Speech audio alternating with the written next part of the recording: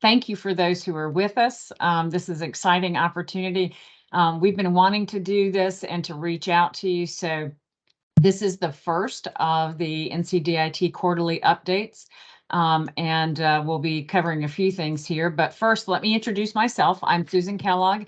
I am the Chief Deputy State CIO and over our internal operations organization, which provides many of the services that your organizations use. I've been with the state for over 20 years, with the first 17 being in the UNC system. I came to NCDIT in March of 2020. If we think back to what was going on in March of 2020, it was an interesting time to join any organization, particularly the state, particularly as the entire US pretty much was shutting down in March of 2020. And I have to say it was a wonderful time to join the state. And particularly DIT, because there was never a time that the mission of NCDIT was as clear as during that time. We were working hard to get citizen services out to so many deserving folks, and that would have been unemployment. And then later on in vaccines, and it was for, not just any citizens, it was for my neighbors too, and my family too. And so really kind of a great time, and we've continued that. And so today we've got a number of things to talk about, but what we want to do is begin the dialogue with how we can better assist the municipal and county governments and community colleges with their IT needs. And so our goal is to hear from you and learn from you about your IT needs and challenges you face. We also want to answer any questions that you have. So with me today, we have several of my colleagues at NCDIT, Tori Jessup, who is the Chief Operating Officer, Emily Gange, who is the Policy Director for the North Carolina Division of Broadband and Digital Equity, and Jamie Wood, who is the Director of Enterprise Customer Experience. We also have joining Cindy Collier, who is our Deputy Chief Financial Officer, and Milton McCoy, who's the Director of Service Administration. So for those of you who don't know much about us, I just want to give you a brief overview of what we do at NCDIT, because it's probably a little broader than you think. We do oversee the information technology services for the state of North Carolina. We are the primary technology services provider for state government agencies. We also provide, as you know, services for local governments and educational institutions. Next slide. There you go. So our mission is a pretty simple one. And complex all at the same time. Our vision is to foster a culture of innovation and operational excellence. Our mission is to promote a stronger North Carolina that connects customers, residents, businesses, education, and government. Our three main priorities right now are broadband connectivity, trying to get the citizens of this state connected, cybersecurity and privacy, making sure that we are protecting all data and all citizen information, and digital transformation, making the experience for the citizen as smooth and as easy as possible. So here are some of the major functions. And again, you probably are familiar with my organization, which is the services organization, but we have broadband and digital equity. We have cybersecurity and risk management. Hopefully you don't know too much about that. That's usually not a good thing if you spend time with those folks. But we are being a lot more proactive, and hopefully if you have had interactions, it's been on the proactive side and not having to be reactive. But if it is on the reactive, we're there for you. We are part of, trying to get all agencies in a much better way when it comes to cyber. Data analytics, we have a phenomenal centralized data system that allows us to do many of the things that your agency works with on a regular basis. Our health information exchange, Again, lot of that really came to fruition, and we saw the value there as we were getting vaccines out to the state. The NC 911 board, our privacy office, again, service operations, and then statewide IT procurement, another very important group. So with that, I'm going to stop sharing and then introduce Emily Kanji. She is the Policy Director of the North Carolina Division of Broadband and Digital Equity and has a few things to share with you. Emily? Thank you, Susan. Good morning. I'm Emily Ganji, and it's a pleasure to be with you all today. I serve as the Policy Director for the Division of Broadband and Digital Equity, which is part of DIT. We're the folks working in concert with our colleagues throughout the department to try to get internet access to everyone in North Carolina and make sure folks have the devices and skills and that the services are offered at prices that they can afford so that everybody can participate in our economy and get the education and training and have the quality of life that we desire for all North Carolinians. I believe Kelly's going to share the slides for me. Kelly, thank you. The first thing I wanted to mention to you is an update on the Great Grant Awards. Some of you, you're probably all familiar with these, but they were created about 5 years ago by the legislature as a way to incentivize private internet providers in North Carolina to expand service to areas of the state where the business model hadn't made sense for them to expand. And so we announced 95 awards in the summer and fall of 2022, and we've been working through some challenges with federal uniform guidance and to get the contracts done for those and since then. And I'm pleased that almost all of the contracts have gone out now, and we're still negotiating on a few. And we expect to have all those returned and signed in the month of May. So those 95 projects in 93 counties representing more than $400 million of investment because we leveraged private and more public investment from the counties of almost $150 million in addition to the $270 million of ARPA funds that were committed to extend service in locations you'll see on this map in green. And more than 113,000 locations are going to be served. Most of those are households, but it includes 3,600 businesses who will be served as well. So we're really excited about the impact that these grants are going to have on our state. We will be, once we get all these contracts signed, we'll be,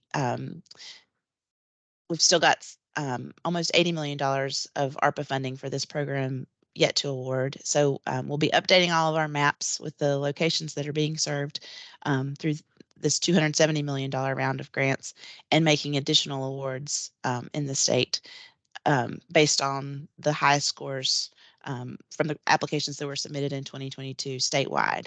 So I know some of you are probably going to ask me that question, when are we going to make more Great Grant Awards? So I would say the earliest it's going to be is June because we're trying to get all the contracts signed in May, and then we'll have to update all the maps to know which locations are still eligible, and then update the remaining applications and rescore them and figure out which ones are the high scoring based on the criteria set by the legislature. So there's the answer to one question you're probably going to ask. And now you can go to the next slide, Kelly. Speaking of mapping, I wanted to share a great new resource with you.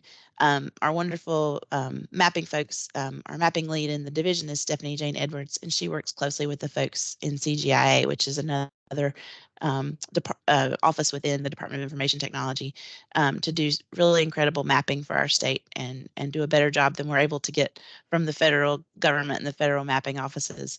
And if you go, I'll put the link to this in the chat, but if you go to nc1map.gov and go to the broadband section, there's a new resource identified as county profiles near the top, and you can download a profile for your county in North Carolina.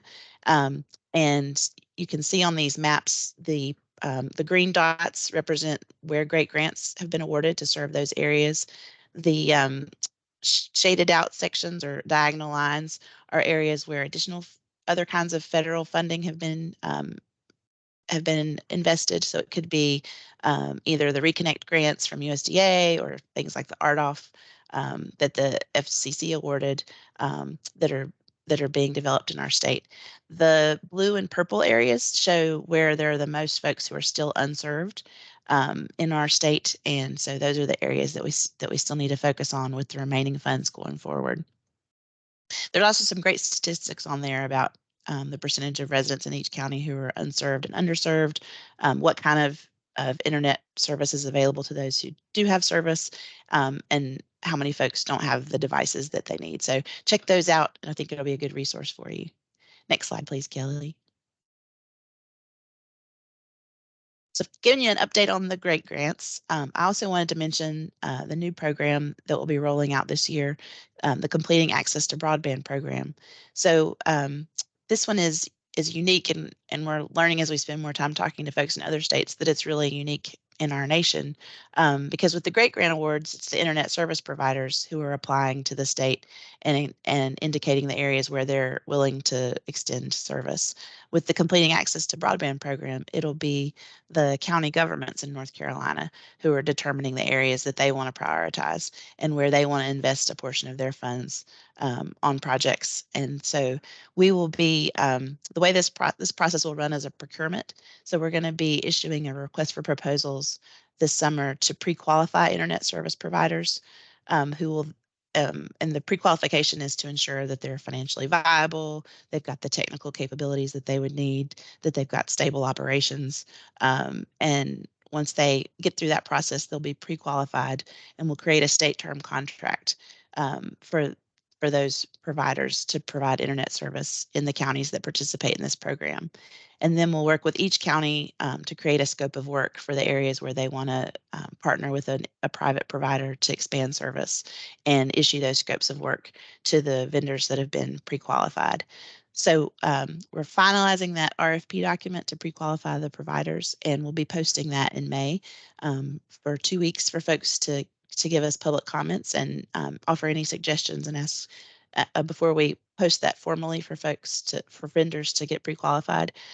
So we'll be in touch with all of you to let you know when that's posted, because we really want your feedback and to make sure that process runs as smoothly as it can, and that you help us think of everything we need to include, and that we answer your questions about that. We won't be able to do the scopes of work for that program either until we've finished this round of great grant contracts, so that we know which locations are still eligible to be served with the funding. And so that'll be coming later this summer too. And then finally, I wanted to mention the broadband pole replacement program. So this is the program created by the legislature to reimburse communications providers for refurbishing poles to extend internet service in our state. And so we'll be publishing the guidance for that program in May for public comment as well. Next slide, please, Kelly. So I've talked a lot about infrastructure programs, but the other part of our name is digital equity. And so I also wanted to mention that we'll have a new round of digital equity grants opening later this year, probably more so in the fall. I don't have a definitive date yet, but I wanted you to know they're coming so you can be thinking about whether you'd like to apply. So we've got about $14 million to award for digital equity projects in the state, and local governments, including municipalities and counties, will be eligible to apply for these, as well as nonprofits and higher education institutions like the community colleges, as well as regional councils of government. And these grants are basically intended to expand or build capacity for digital equity programs in communities across our state. And the draft guidelines would include that whatever entities in a particular county are applying could apply for up to $400,000 per county, and the projects could last. The terms of the projects would be for 3 years. So we'll let you know when that request for proposals is released this year as well, and then that process will be open for 60 days to make sure you have time to get your applications pulled together and submitted. If you have project ideas that you want to discuss until prior to the process opening, or if you have questions about that, please reach out to me, and I'll be glad to connect you with the folks in the Office of Digital Equity and Literacy.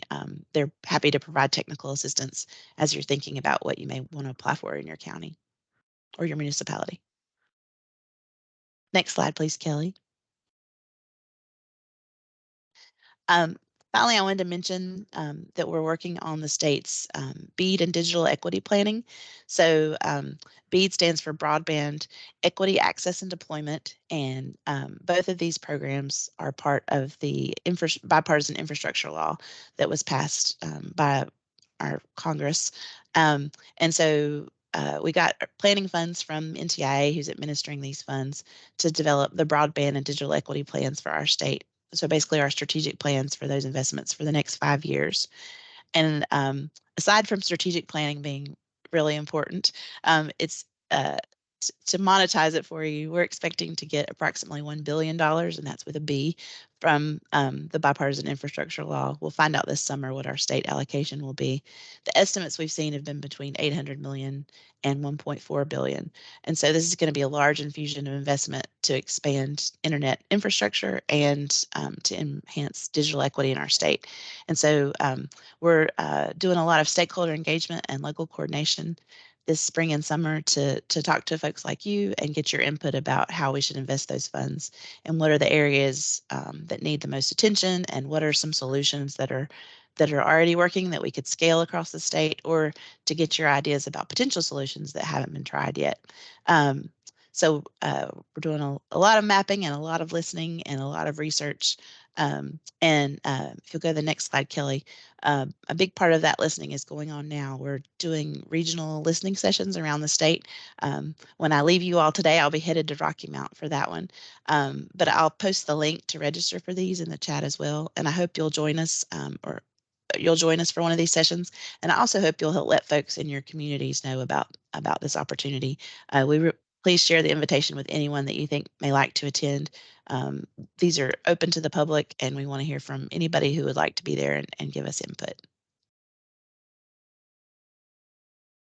So thank you all for your time today. And I believe I'm supposed to wait till the end for questions. So I'll be posting some links in the chat, and I'll be happy to answer your questions later. And now I'd like to turn it over to Tori Jessup, who's the Chief Operating Officer for the Department of Information Technology.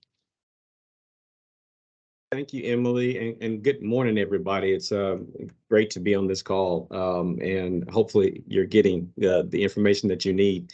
And I hope to provide some more. I'm Tori Jessup. I'm the Chief Operating Officer here at the Department of Information Technology, and I've been on board here for about a year and 4 or 5 months. Came here from the Division of Motor Vehicles, where I was the commissioner for DMV. So I'm a former customer of the Department of Information Technology.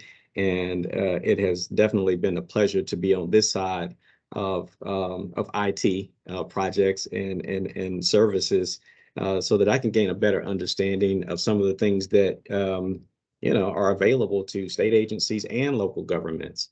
My role as COO, I have a number of entities in the organization that I call support entities, support divisions that support the technical side of the organization. And so, as you can imagine, I have human resources, facilities. We have 2 data centers in the state of North Carolina. Our communications team who's with us here today, Kelly and Nicole, internal audit, legislative affairs, finance, and procurement. And I want to talk a little bit about procurement today. I think, well, let me back up a little bit. When I first joined the Department of Information Technology, Secretary Weaver invited me to a breakfast meeting with a group of CIOs. And in that breakfast meeting, we were just having some conversations around procurement. I started talking about the supplemental staffing contract, which is known as 920 ITSS, if you went to our state term contract page. And 920 SS is a supplemental staffing contract that's managed by CAI.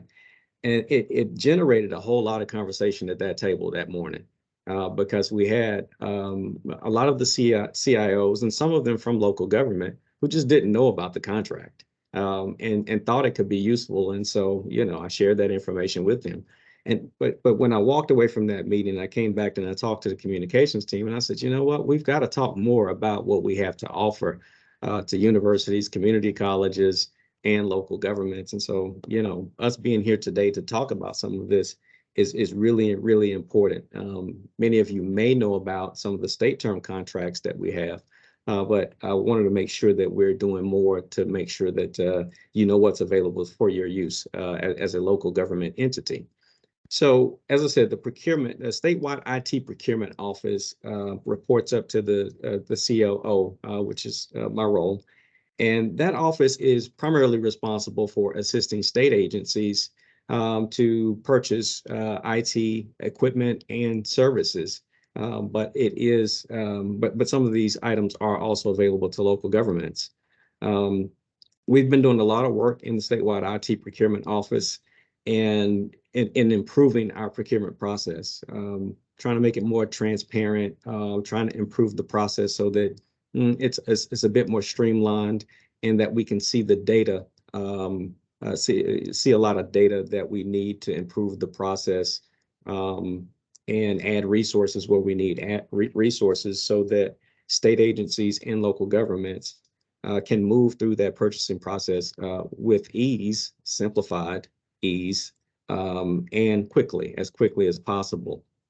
We've also recently added a training unit. We used to do some training some time ago, but for whatever reason, that was dissolved. But we've reinstated our training so that, there's training out there that's available if you're interested in using the statewide IT procurement process.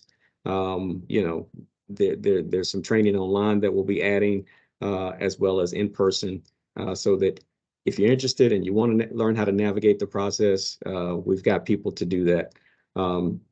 We've also been engaged in a project we called it the Streamline Project. I call it the Procurement Improvement Project. And we're doing a lot of things there. We learned a lot about ourselves a year ago when we started this project. What we learned was that, one, we didn't have a lot of data to help us to improve. So we're baselining right now with our data and our metrics. But what's allowing us to gather that data is a platform that we're using now. And it's the same platform that's being used by the Department of Administration's Purchase and Contract. It's an Ariba platform, which is a sourcing platform where all procurements go through this platform. And it allows you to move electronically or digitally through a 10-step process for procurements. 10 steps seems like a lot, but trust me, it's as lean as it can be, because many of those steps are required by statute. And some of those steps require that we do security reviews of every contract that goes through, IT contract that goes through, because any type of IT infrastructure that's touching the state network has to be secure. So we have a process for making sure that these purchases of IT equipment and applications or services are secure to the state's network, which is really, really important in this day and time. So we have a process and we have a platform that we're using to allow individuals or organizations to navigate through this process, and we can see that data, and it helps us hopefully eventually to be able to understand what you're purchasing. That's important because at some point in time, we want to be good enough to be able to see what you're purchasing, how much you're purchasing, so that we can get the best price for the state of North Carolina. And we're saving energy in the state of North Carolina, so I have to wave my hand to get the light turned back on again. We're saving all kinds of money there, all kinds. I tried to weave that in. So we've got a team that's doing great things in the statewide IT procurement office. But one thing that they do that may be of interest to local government is to manage state term contracts. And so I have been working with the team here recently to figure out how we can, have some type of more consistent or frequent open enrollment for the dozens of convenience contracts or state term contracts, as we call them, for various things, like I mentioned, short-term staffing, IT infrastructure, which is the 204X state term contract. We have a Microsoft software state term contract that's available for local government and state government use. and computers and peripherals. So these state term contracts are intended to be just what they are named, convenience contracts. The way that they work today is that these contracts require you, in particular, the 920S, not the 920 ITSS, but the 920S IT services contract. Instead of issuing an RFP for a solution or a service that you need, what's required in this convenience contract is that you send out a statement of work, not an RFP, to the vendors that are on this state term contract, which 920S is there are hundreds, almost 200 vendors on that contract that can provide various services and categories such as agile services, and there's some cloud categories now too. And so you issue that statement of work to 5 of the vendors, including at least one hub vendor that's on that contract, if there's a hub vendor in that category, and then you go through the process. This eliminates the arduous and often long and protracted RFP process. And so, we hope to continue to try to improve on how we make available all the categories and services that you need through the state term contracts, and trying to simplify the process for you to be able to get to what many say get to market on the solutions that you need through such vehicles. And I'd like to also mention, because I think that this is important to local government, that we also have what we call the 208K procurement vehicle. And that's for ESRI services. And some of you may be familiar with ESRI services or the Environmental Systems Research Institute. They can often be helpful, or that entity can often be helpful in projects where you need to do some mapping, whether it's mapping of utility infrastructure or lines that you may need to miss during a construction project or what have you. But that's a solution that's available to local government as well. So wanted to just bring to your attention some of the opportunities that are available through our procurement process for local government. Hopefully you will take advantage of some of these state term contracts. And if you have questions about these contracts, we do have, go to the website, I'm sorry, it.nc.gov/contracts. That's it.nc.gov/contracts to get more information. So with that, I am now going to turn it over to Jamie Woods.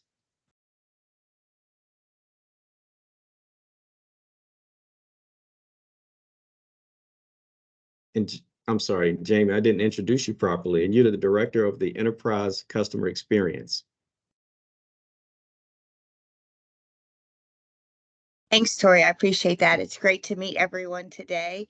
I am excited to see so many folks that we only get usually to interact with during our participation in the conferences. So it's really great to see everybody today and have a chance to talk with you all about some of the great services and updates that we have. But we wanted to kind of wrap up today with just talking through some things that that do keep you up at night, or things that are top of mind for you all. We tried to pick a few items and topics that we felt would be top of mind, but we really wanted to start and just have some conversation and dialogue about the things that you are getting value from DIT, whether it's some of the state term contracts that Tori mentioned, or any of the other services that we've touched on. We do have one conference that we'd like to highlight. I don't think we've highlighted it yet. It is a conference that's coming up that is focused around one of our most widely used services. I'm going to go ahead and share my screen. Our Microsoft 365 service. It is one of the services that is widely used across the state agencies, but also with many of our local agencies. And this is a great conference should you use these services from DIT or just independently.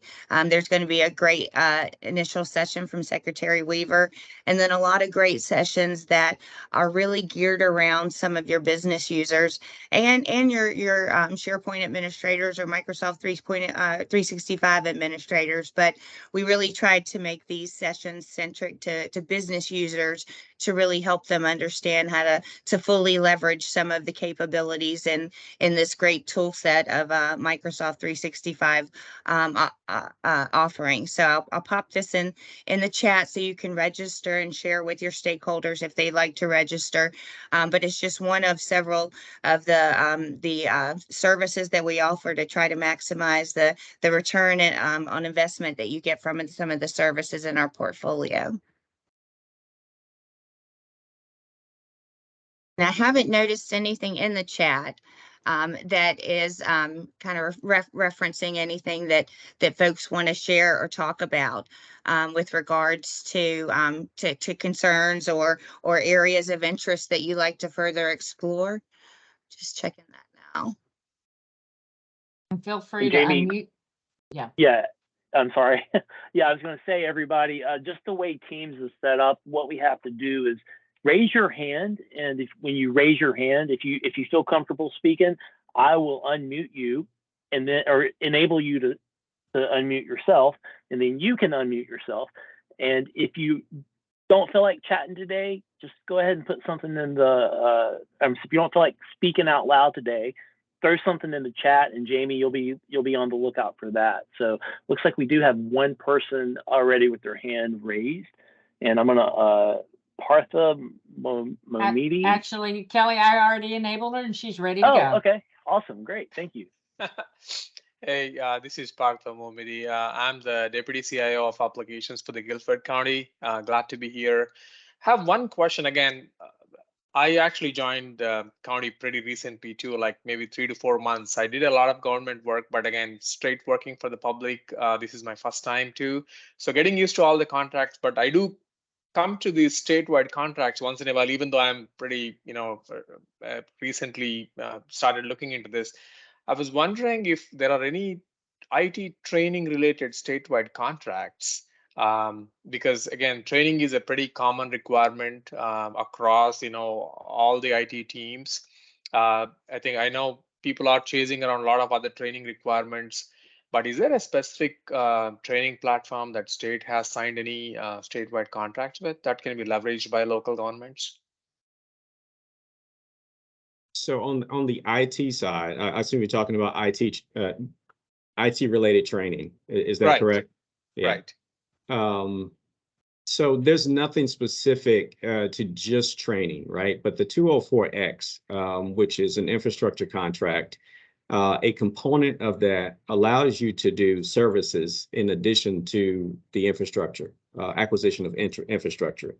And so when you say, so if I go out here and I buy an application through 204X, and I need training to go along with that, that can be included along with that 204X contract, but it's not a standalone training contract. Okay. Yeah, I was more looking at, some of these SaaS platforms like Skillsoft or Udemy or Pluralsoft or something like that are vastly used by, tech people. Mm-hmm. So I was just wondering if there was anything that we can use. So yeah, that's good. So I'll reach out if I have more questions, but yeah, please do. Yeah. And if you want to reach out to me, that's fine. And Mm-hmm. I can connect you with the appropriate team, either here at DIT or at the Department of Administration. They may have some contracts that are specific to training, just solely training. And maybe there's a way for you to still be able to use one of the state term contracts with the 204X. We just have to look into it and we try to be as creative as possible, but of course there are boundaries there. So, But it yeah. would be good to know, it sounds like that might be something, Partha, that would be helpful too. And so Yeah. knowing that those are things that you're interested in, you know, again, that kind of information is helpful. And we are certainly, particularly post-COVID, where, if that's a thing, we're seeing a lot of virtual platform growth. So yeah, this one's in a gray area, and of whether I'm not sure if learning platforms would be with our Department of Administration folks. But good Yeah, to know. learning. Yeah, right. I think learning platforms, I think, is the key. Yeah, I mean, I was not able to get that word on time, but yeah. So there is, I think, a lot of good usage if we have something like that, because again, I saw everybody chasing their own way of, finding a platform. But yeah, definitely, I'll reach out. Well, and there is, thanks, Susan, because we do have an e-learning products and related services contract, which is the 920A contract. So we can share that information with you as well if you're interested in a learning platform. Exactly. Yeah. Yeah. If I can get that number posted on the chat, I think that'll be really helpful. Okay. All right, that's awesome. Awesome. And I was just, the only other thing that I could think of that might be helpful was I popped over to this page, which is a community of practice page. It is a number of communities of practice that have formed over the years among the agencies at the state level, and a few probably include members at the local level, but we have some communities of practice that have formed around things like the Microsoft 365 platform and some of the Microsoft 365 tools, a few other more technical user groups and things down here. So I'll pop that in the chat just as well. But it did seem like y'all were talking more about learning management platform. So we'll put that 920A link in as well. Yeah, I added the link, Jill. Oh, Jana. great. Yep. Great. Awesome, Tori.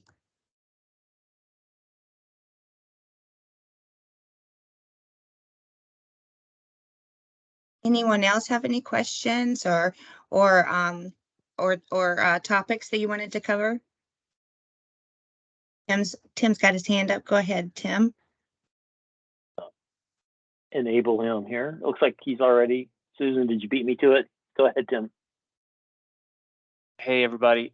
My name is Tim Knowles. I'm the Deputy Director of Information Systems at the City of Winston-Salem.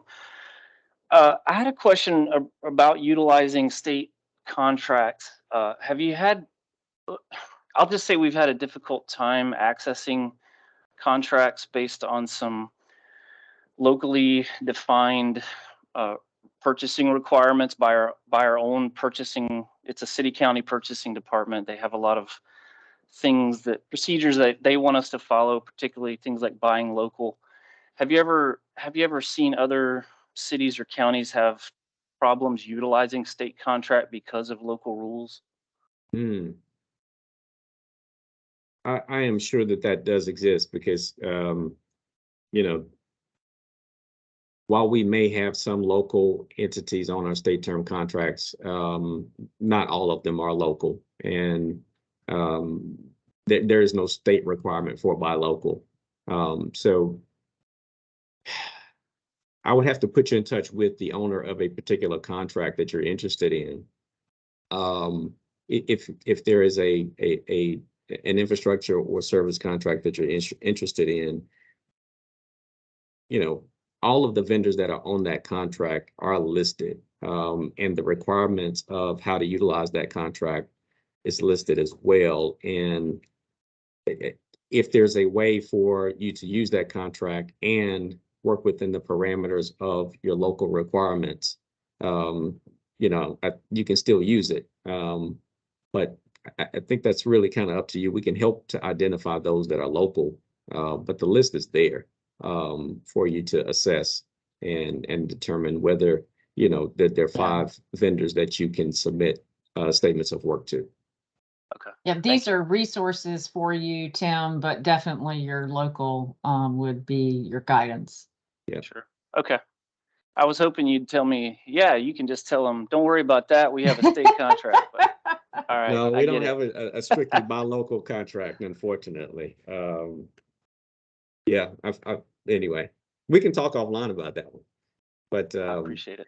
but there are some challenges at the state level too with doing something like that. Hey everyone, another question that came up in the chat from Randy Kress. He says, can you talk to the efforts going into updating security related contracts, thinking MFA, et cetera?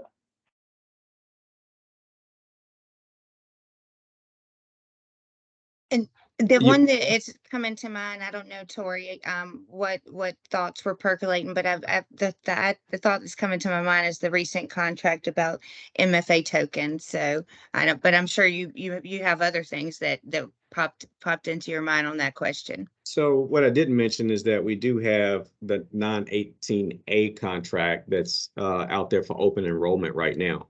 And so I don't know, Randy, if that's what you're talking about.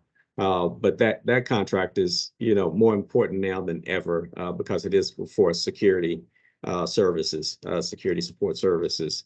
And, the contract is available now. We have not opened it up for enrollment for quite some time. The desire of Secretary Weaver is to make sure that we have the latest solutions available to local and state government. And so we're looking at opening up these contracts, all state term contracts, more frequently. I mean, some of them haven't been opened in 5 years, and at the rate of technology, that's far too long. And so 918 is open now. It should close May 17th, and then a couple of months after that, we should have a final list of new vendors that are available to provide security support. And I can drop into the chat that link, but I will drop it in there with the caveat that this is the current contract and will change soon once that open enrollment period closes and we finalize the vendors that are available on that contract. I hope I answered your question, at least somewhat.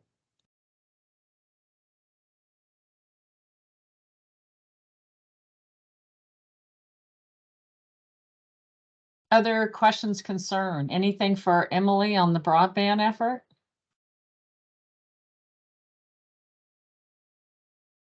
Not that the other questions aren't important too. We know that that's top of mind for many. Yeah, well, it sounds like we're going to have to come back and do a whole town hall on state term contracts. Do some deep dives. Looks like Steve Bennett has his. Yeah. Looks like Steve Bennett has his hand raised. Hey, Steve. Yes. Hey guys, Steve Bennett, IT Director for Craven County. So for those of us that are interested in the other, like the CAB grants, what's the timelines on completing those applications? We were just awarded our great grant last week, finished up all the paperwork. Thank you guys for helping us with that. But it's going to be a year or two before we can see what areas are still left uncovered between Great Grant and RDOF. Is there going to be kind of a window period that we could still apply after Great is done? Yes. So one, we'll help with the mapping. So we'll be able to tell you which locations are being served by RDOF or by the Great Grants or other programs. So we'll be able to, excuse me, we'll be able to help you identify the locations still unserved after the Great Grants that we award. And the completing access to broadband program will be open. There's no deadline to apply or to work on scopes of work with us. So whenever you're ready, we'll be ready to help you figure out what locations you would like to include. We have ARPA funds for the completing access to broadband program, as well as some capital project funds from U.S. Treasury. And we anticipate that I mentioned the planning that we're doing for the BEAD funding that'll come from the bipartisan infrastructure law. Of course, we're waiting to get all your input about how you think those funds should be used, but we anticipate that some of those funds would go toward the Completing Access to Broadband program as well.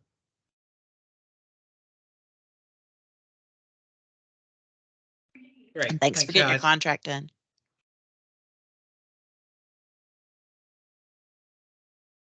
Partha, you have a question? Yeah, I have one last question about the Digital Champion Grant and the BEAD program we talked about. Are there a certain type of projects that can benefit out of it, or how do we know more? Because again, there's a lot of need on our side for sure. We also have some initiatives that we are looking into for next year and maybe next couple of years.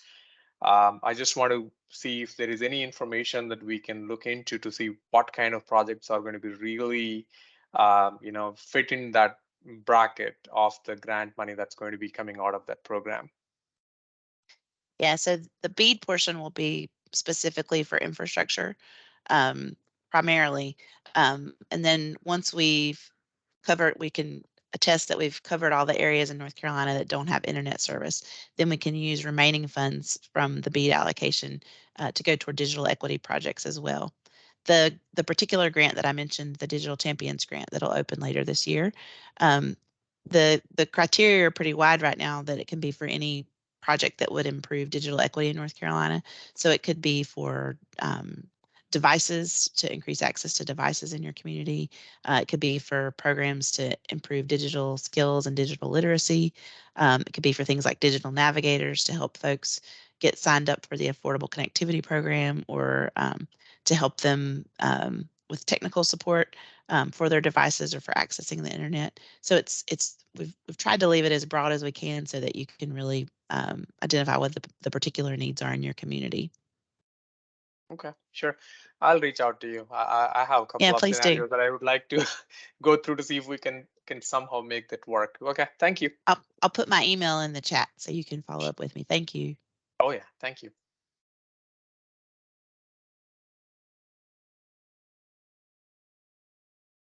Other questions?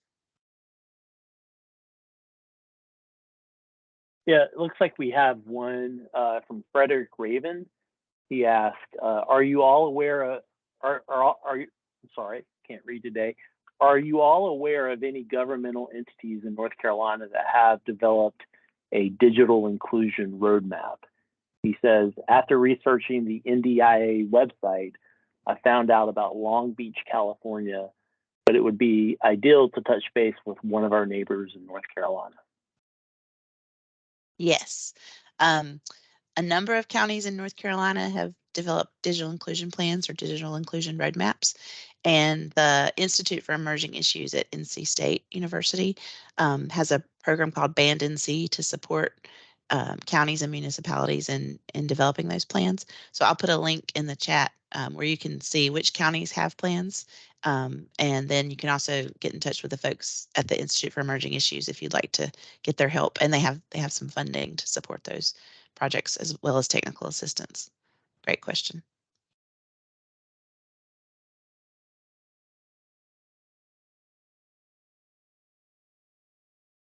I'm learning some great stuff today too. That's awesome.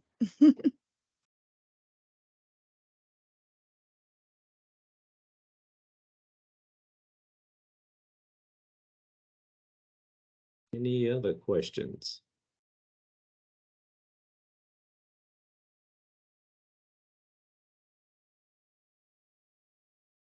Okay. I'm gonna, in case there are any folks who were, do have service concerns, et cetera, I'm gonna drop Jamie and my email in the chat.